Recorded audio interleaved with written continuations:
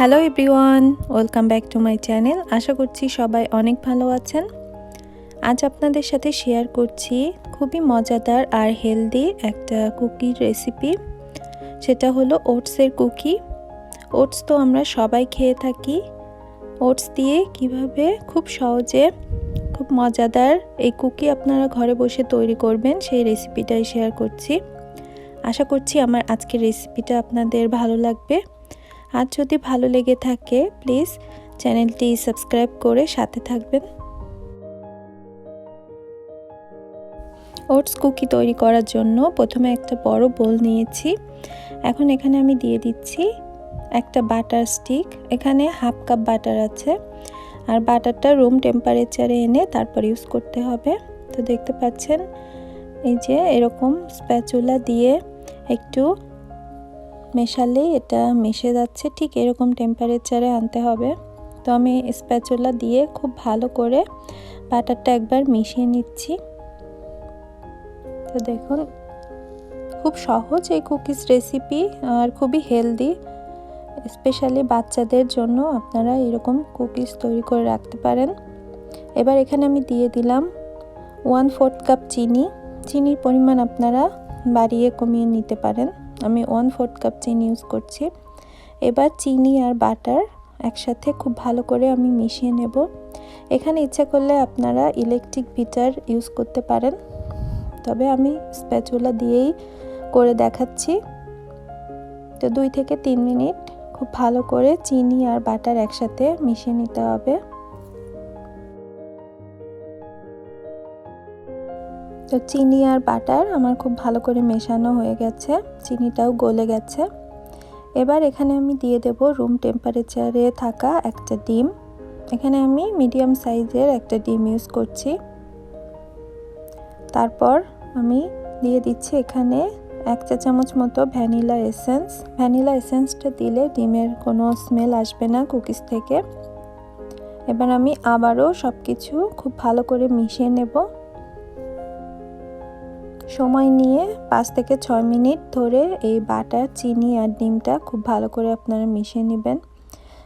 আর cookies তৈরি করতে আপনারা যদি ডিম ইউজ করতে না চান সেক্ষেত্রে এখানে আপনারা হাফ কাপ মতো মিল্কও ইউজ করতে পারেন। তো আমার সব কিছু খুব ভালো করে মেশানো হয়ে গেছে। এবার আমি এখানে দিয়ে দিচ্ছি 1 কাপ ওটস। তো ওটস তো আমাদের ঘরে সব সময় থাকে, তো 1 কাপ ওটস এখানে আমি দিয়ে দিলাম। এবার এখানে দিয়ে দিচ্ছি আমি 1 কাপ মতো ওটসের গুঁড়া। ওটসটাকে আমি 1 কাপ ওটস আমি ব্লেন্ডারে খুব ভালো করে ব্লেন্ড করে গুঁড়া করে নিয়েছি। তো সেখান থেকে 1 কাপ দিয়ে দিলাম। এবার এখানে আমি দিয়ে দেব 3/4 চা চামচ বেকিং পাউডার। তো এখানে আমার 1/4 চা চামচের 3 বার করে দিয়ে দিলাম। তারপর আমি এখানে দিয়ে দেব 1/4 চামচের থেকেও একটু কম বেকিং সোডা। বেকিং সোডাটা দিলে কুকিজগুলো ক্রিস্পি হবে। আর আমি দিয়ে দেব 1/4 চা চামচ লবণ। তো আমার সব কিছু দেওয়া হয়ে গেছে। এবার আমি খুব ভালো করে সব কিছু মিশিয়ে নেব। এখানে আমি স্প্যাচুলা ইউজ করছি, আপনারা ইচ্ছা করলে হাত দিয়েও করতে পারেন। আমি খুব ভালো করে সময় নিয়ে সব কিছু একসাথে মিশিয়ে নেব। এই যে দেখতে পাচ্ছেন আমার মেশানো হয়ে গেছে, ঠিক এরকম হবে, খুব শক্তও না আবার খুব নরম না। তো আমার কুকিজ ডো একদম রেডি। এবার এখানে আমি দিয়ে দেব কিছু কিশমিশ। আমি এখানে কালো কিশমিশগুলো ইউজ করছি। এটা অপশনাল, না দিলেও হবে, তবে দিলে কিন্তু খেতে খুব ভালো লাগে। এবার দিয়ে দিচ্ছি আমি এখানে সামান্য পরিমাণ চকলেট চিপস। আর যেহেতু বাচ্চাদের জন্য তৈরি করছি এজন্য চকলেট চিপস দিলে বাচ্চারা খুব পছন্দ করবে আর কুকিজটা খেতেও খুব ভালো লাগে। এবার আমি আবারও খুব আলতো করে সব কিছু আরেকবার খুব ভালো করে মিশিয়ে নেব। আর কুকিজ ডোটা বানিয়ে রেস্টে রাখার কোনো প্রয়োজন নেই, সাথে সাথেই আপনারা এই কুকিজগুলো তৈরি করতে পারবেন।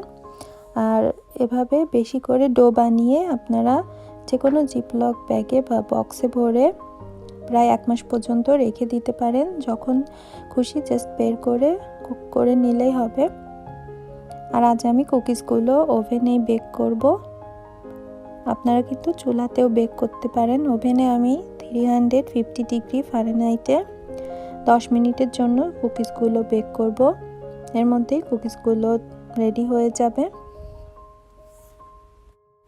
তো দেখতে পাচ্ছেন এখানে আমি একটা বেকিং পেপার নিয়ে নিয়েছি, আর এখন এই বেকিং পেপারের উপর আমি দিয়ে দেব কুকিজ। এভাবে আমি ছোট ছোট গোল বল করে প্রথমে দিয়ে দিচ্ছি। আপনারা আপনাদের পছন্দ মতো সাইজে এগুলোকে তৈরি করে নিতে পারেন। আমি মোটামুটি বড় করেই তৈরি করছি। এভাবে হাতের সাহায্যে এরকম ছোট ছোট গোল আকার করে আমি প্রথমে দিয়ে দেব এই বেকিং ট্রের উপরে। আর ওভেনটাকে আমি 350 ডিগ্রি ফারেনহাইটে অলরেডি প্রিহিট করে রেখেছি। তো আমি একে একে সবগুলো গোল বল তৈরি করে নিচ্ছি।